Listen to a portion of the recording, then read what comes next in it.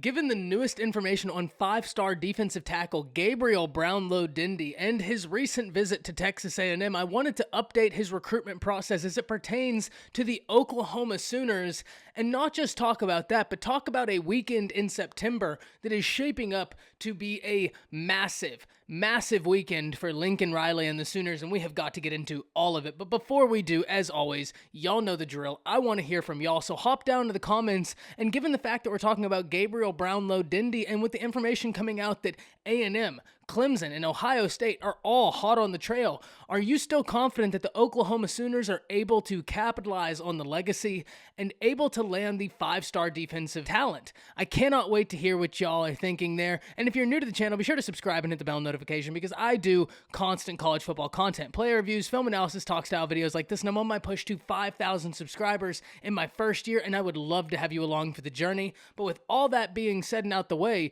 let's talk Gabriel Brownlow Dindy. And notice in the intro, I didn't say the five-star defensive tackle. I said the five-star defensive talent. And the reason is because even though most institutions, and he is listed as a five-star defensive tackle, he projects to play at OU, particularly at defensive end. And that's really what OU is pitching to him right now, because Gabriel Brownlow Dindy has been on record saying that he feels like he has the speed, the aggression to be able to succeed at that place.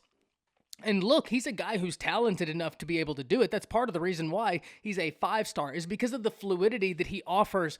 Any defensive scheme he interjects himself into, you're getting an incredible player. And specifically when OU is able to capitalize on him being a legacy, but also have the information that he talked about, saying he's very big on how the Sooners used Isaiah Thomas, and he really likes how they use him in the five technique and such in positions such as that, right?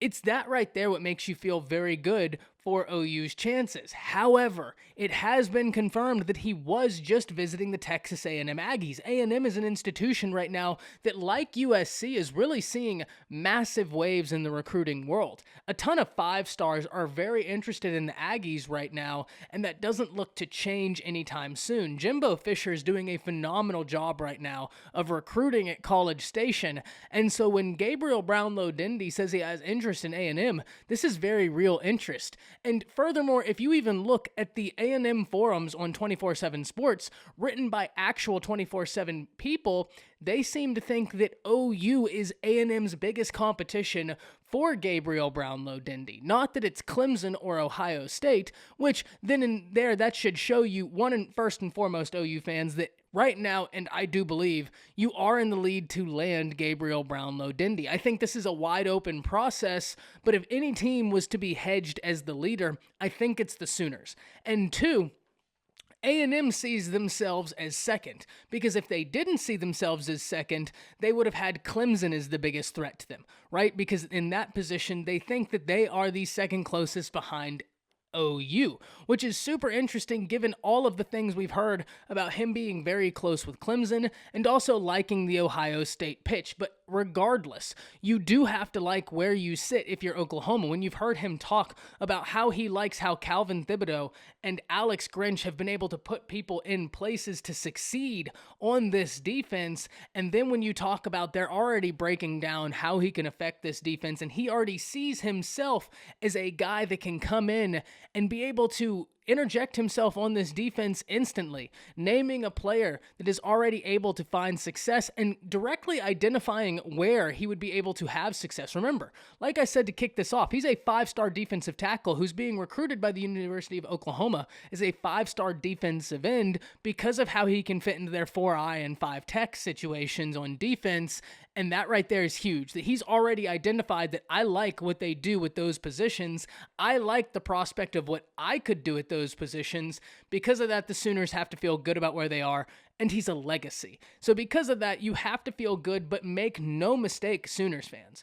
Whenever you're going up against Clemson, Ohio State, or at this point A&M, it is a battle. And this is a battle that needs to be seen through to the end in order for you to reap the benefits of which you could absolutely do. But it does not just stop there.